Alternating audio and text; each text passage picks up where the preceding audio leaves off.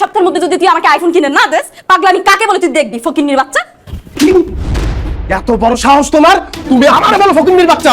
এই তুমি জানতা না আমি যে ফকিন্নির বাচ্চা? তাহলে ফকিন্নির বাচ্চার বিয়ে করছো কেন? তোমার যদি এত চাহিদা থাকে তুমি সেটা আমার বিয়ের আগে বলতা, আমি অন্য সিদ্ধান্ত নিতাম। আরে দুলা ভাই, কেমন আছেন আপনি? খুব ভালো আছি। Happy birthday to you, happy birthday to you my sweet sister. এই যে এইটা তোমার বার্থডে গিফট। থ্যাংক ইউ দুলা ভাই। ফ্রেন্ডস, তোমরা সবাই এদিকে আসো। আমার বড় দুলা ভাই আমাকে একটা আইফোন 15 প্রো ম্যাক্স গিফট করছে, আর আমার মেজো দুলা ভাই এই যে একটা গিফট ধরিয়ে দিয়েছে, এটা আমি এখন সবার সামনে খুলবো এবং দেখাবো। চলো।